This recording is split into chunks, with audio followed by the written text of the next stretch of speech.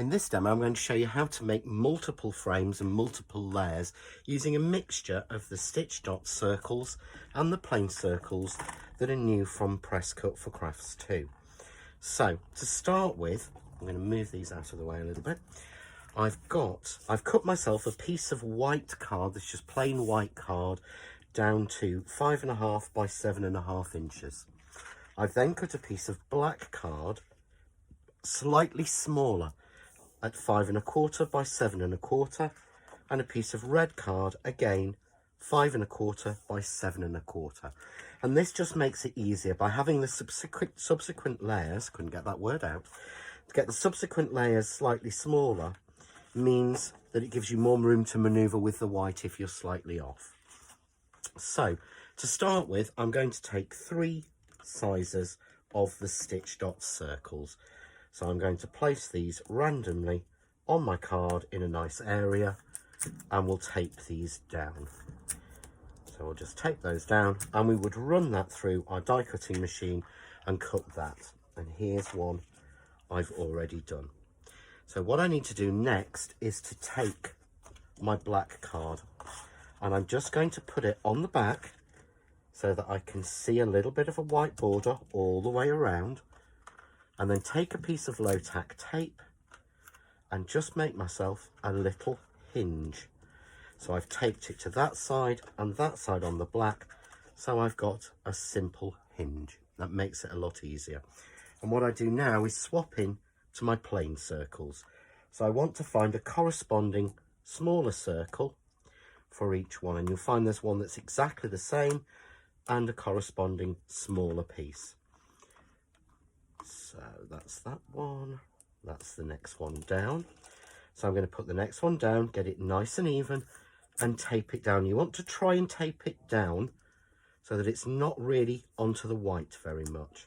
Okay, I'm going to take the next one down that fits in this circle, and this is using the plain, and again tape that in.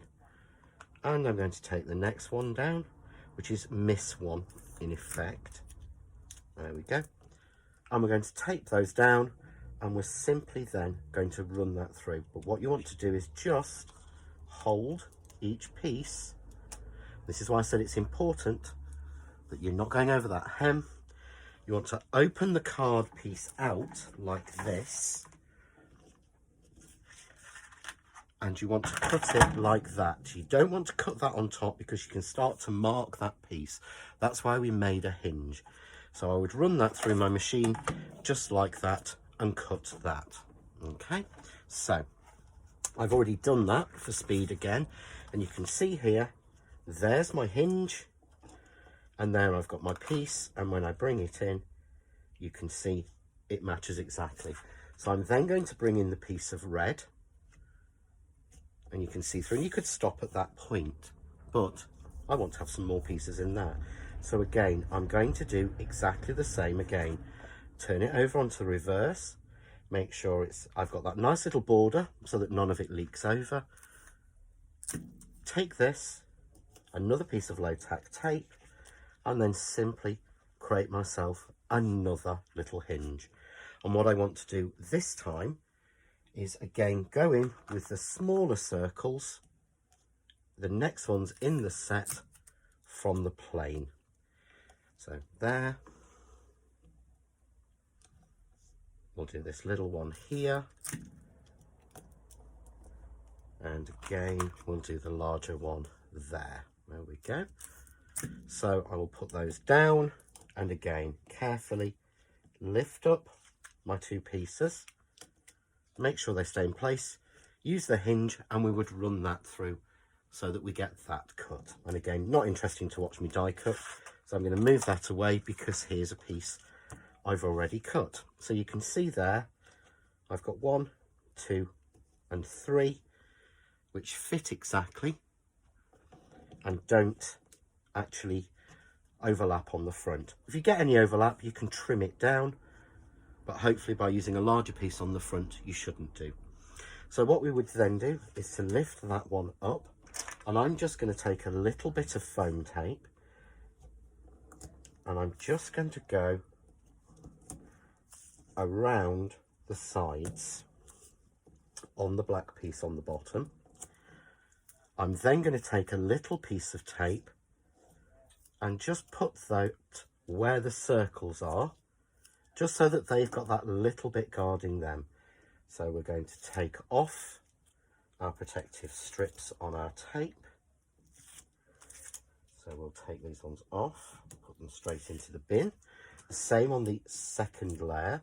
And if you notice, I left the hinge in place. That's so that it actually can fit back easily. So what I can then do is bring my hinge in, check my pieces, make sure I've got my nice even border,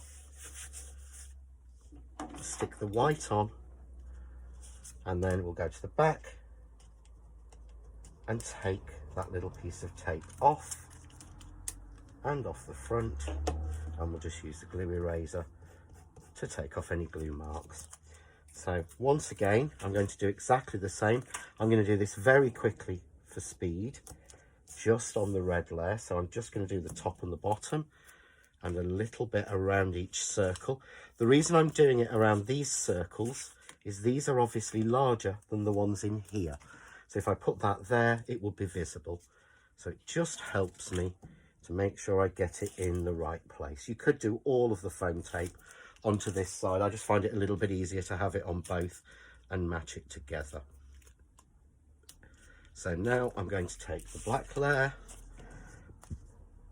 look through the circles, get them framed right, and there we've got our white to black to red perfectly even. Now I've already made a piece that I've matted and layered with white, red and black, and I've also stamped on the sentiments. And what I've done is I put this over, put my stamps in place, use the lid of my press to impress to pick them up and take them off. And all I'm going to do is, again, I could foam tape this, so I probably will very quickly. So a little bit of foam tape. Let's grab a little bit more. And a little bit around the circles, just so I get that depth. And again, you could be neater and easier when you've got time at home. I'm trying to sort of speed through the demo as quickly as I can. But whilst I'm doing this, remember that when you've cut this, you've cut yourself 3 large white circles, 3 slightly smaller black circles, and 3 slightly smaller red circles.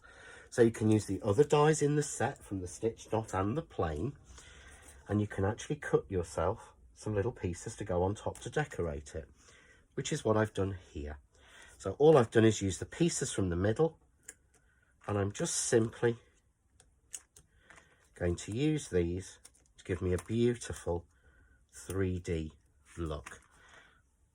And that's using all the card that's in the set and gives us a really good sort of teenager men's card. You could do so much with that. You could add flowers, but I think it's just really nice the way that the layers go in, and it gives you a real optical illusion.